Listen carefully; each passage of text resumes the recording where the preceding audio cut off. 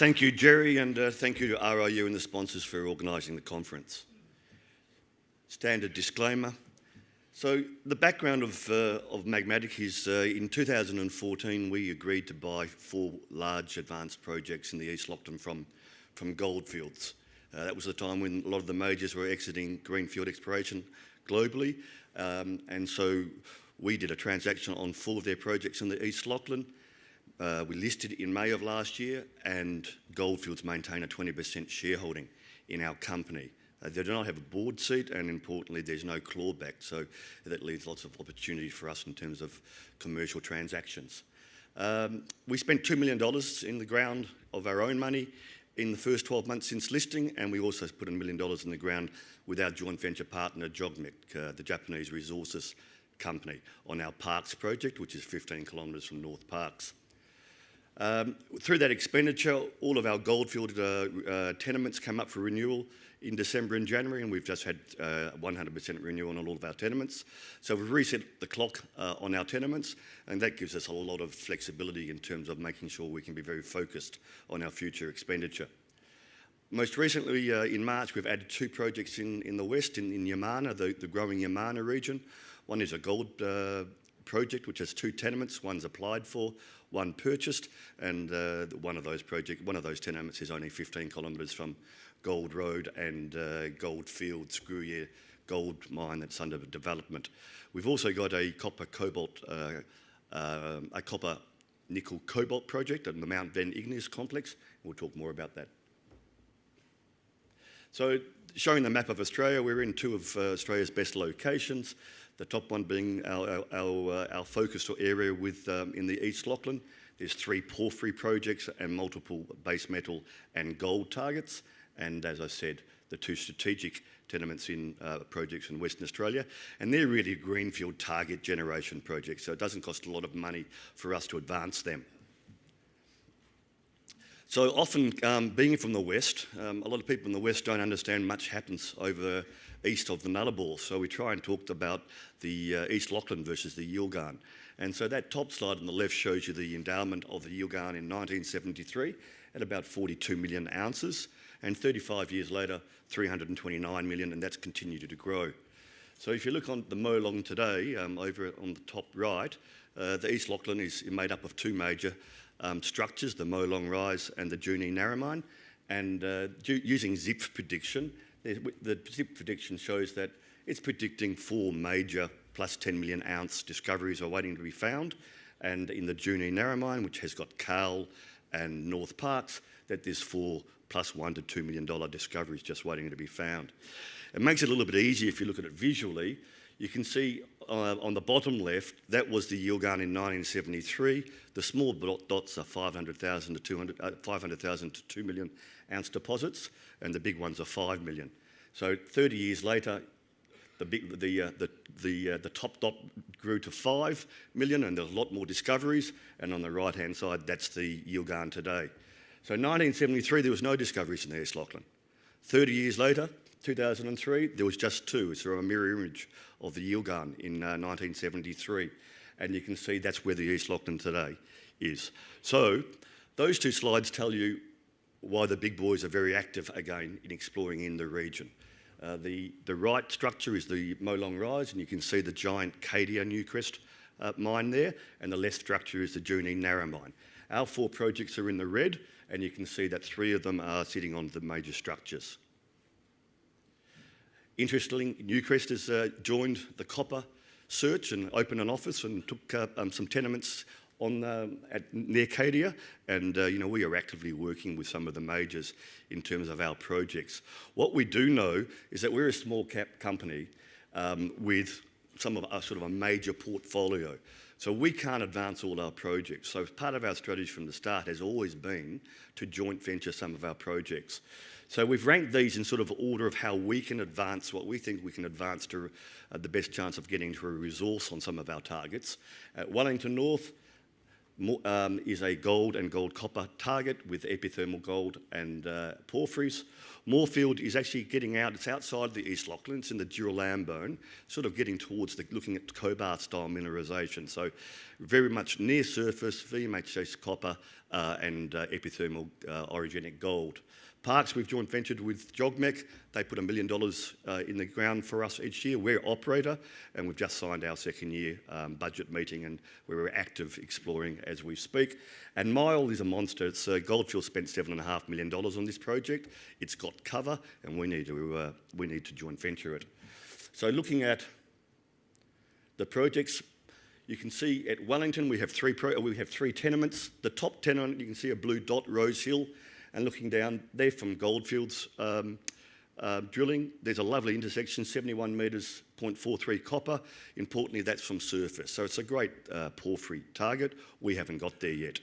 We picked up the middle tenement, Lady Ilsa. It was an interhole anomaly from Newcrest. And you can see in the porphyry AUCU area, we've done 2 lots of drilling there. We've identified a 10-kilometre trend and some very nice numbers. We haven't defined whether it's epithermal, porphyry. It's a bit mixed at this moment, but it offers great upside, and it's absolutely open to the east. For what we can advance, the one on the right is the Badangra mine, and you can see over in the orogenic area. The Badangra mine is a historic 230,000 ounce mine at 26 grams per tonne. So it's high grade. We've got an announcement coming out this morning. We actually haven't really got and done a lot of work there yet, but our current announcement will say we've got 92-gram rock chips, lots of other similar ones. We're actively on there. We'll be doing some soils and then some drilling very soon. So, it's not a 2 million ouncer. It's probably, we say 100, 200,000 ounces. And when you look at our portfolio, one of the nice things is that we've got lots of opportunity in terms of even potential for toll treatment, because a lot of our projects, 3 of our near-surface projects are within 50 kilometres of Tomingley, which is a brand new mine that Alkane has, and they've got a lot of tenements next to our projects. Moorfield, this is the least explored area from Goldfields. I don't have a pointer here, I don't think. So right here is Boxdale. And so Goldfields didn't do very much work on this project, apart from they put 5 RC holes down. And you can see at Boxdale they had 19 metres at 1.28. They'd predicted the 15-kilometre gold trend, and so they were about to drill Carlisle Reefs before we did the transaction. Our first drilling was Carlisle Reefs, and we've got some fantastic numbers here. So we've just done an aeromag survey there. We're waiting for interpretation, and the work we're taking forward will be actually to do soils and prove up through here. Goldfields only did about 1 kilometre of soils, and as the soils went south, arsenic got stronger, and there's an absolutely strong relation between arsenic and gold, and so we're really excited about this project. There's another Triton-style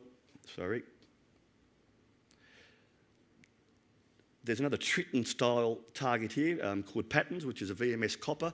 You can see both those trends went into this big, thick, black tenement. So we picked this tenement up last year, and in total, we have about 400 square kilometre tenement, which we believe we're in a good position to advance. Parks, joint venture, JogMec, Northern Tenement is really porphyry focused, although there is a strong orogenic target that Goldfields had drilled. We haven't got there yet, but we did drill McGregor's most recently. It's a 2-kilometre trend down here. It's orogenic gold, it's near surface, it's potential for open pit, and our joint venture partners help us advance that. So here's the big one. Goldfields mainly did AC drilling here in terms of their $7.5 million spend. And the main target that we've got here is there's 4 porphyry targets, the main one being Kingswood. Now, Kingswood, they're lovely porphyry numbers. The issue for us is this tenement's got between 80 and 120 metres of cover. And so to advance this project, we need some serious spending. There's a lovely epithermal target here called Barina. It's to the west, and it's got the least amount of cover, 0.5 metre of 204. And so looking at that, it's always nice to have visible gold in your core from Barina on the epithermal target. But if you look at the intersection of Kingswood, you can see the cover. You can see that most of the work was AC and only just got through the cover.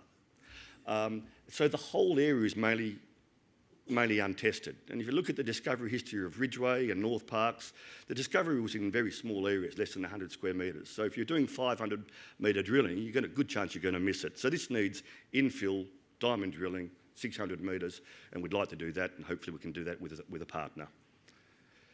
So We've added 2 projects in Western Australia. As I said, we call these target generation projects.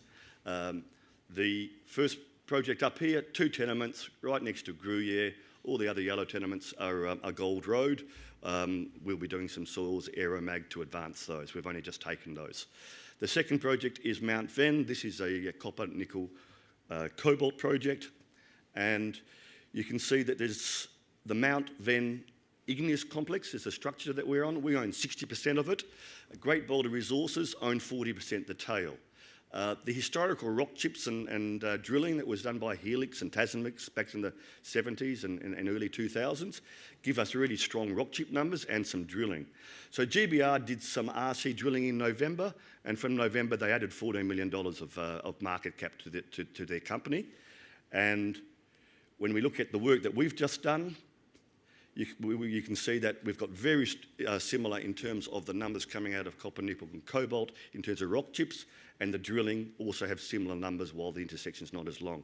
So we think there's a lot of upside on this project, but again, market generation, we think in total we only need to spend about $500,000 combined to generate targets on these projects. So capital structure, we're crazily tightly held. 92 million shares, 65% of the shares are owned by founders and Goldfields, and they're in escrow, don't come out until May of next year. So of the free float of about 20 million shares, strong chairman's list, we arguably don't trade too much. So we think there's a lot of upside in our share price, and we've got to create some liquidity. We are looking with the new projects we've added in to strengthen our board in terms of technical capabilities in the West particularly. Our chairman, David Berry, spent over 20 years with Western Mining and BHP. He's also had several successful junior explorer plays, so he understands our end of the market. Malcolm Norris is critical to us in terms of porphyry. Malcolm's knowledge of porphyry is world class, having been country manager of the Western Mining, understanding Tampakan, Intrepid with Tujuh Bukit in Indonesia, SolGold MD buying the Cascabel project. So technically our board really helps us understand our projects. But, to advance them, you need a good exploration team. Stephen Oxenberg originally did the transaction with us from Goldfields. Since then, he was head explorer at St Ives for Goldfields and in charge of brownfield exploration. And Vladimir David wrote the PhD on the region for us, and Vlad was the team leader of the Aurelia Hera discovery, which Aurelia have done really well out of. So we think we've got a fantastic team for a junior explorer. So where do we fit? This is quite open. We listed 12 months ago, our market cap was 16. We've put over 3 in the ground, we've advanced multiple projects, and our market cap's 8. We're 50% off where we listed. If you look at impact, which we benchmarked again, and why they are, because they're in the same region, they're a small explorer like us, is back then they were 17 million, and they've had a slight increase in market cap. SVY, Staveley, why have we got Staveley up there? Because they're searching for porphyries in Victoria, and we're searching for porphyries. So at the time we listed, their market cap was 14.5. They've done a great job in terms of exploring, and their market cap has basically tripled. And over here's GBR, which is the direct representation of the other holder of our Mount Venn complex. Since November, their share prices, their market cap's gone from 11.6 to 24. So what we're saying, we think there's got a great deal of upside in our stock. So we've been busy. This is what we've done in the last 3 years. So what we're doing, we're delivering on our strategy. We've got a broad portfolio with a lot of upside in the porphyries, but we've also got a lot of near-term upside in our near-surface gold projects. Our focus is absolutely to bring and focus on those near-surface gold projects, and also we're very actively working with several majors on hopefully joint venturing 1 or 2 of our porphyry projects. The exploration coming forward, you can see East Lachlan, we speak about the Badangra gold, historical gold mine, the 15-kilometre trend at Moorfield, and the Lady Ilsa discovery that we've had, and I spoke to you about that I don't need to do a lot of work on Yamana in the first 12 months. So gentlemen and ladies, thank you very much. We are at booth 15, our board is here, and also both our principal geologist and an exploration manager, and we'd love to talk to you more about the company. And thank you for your time.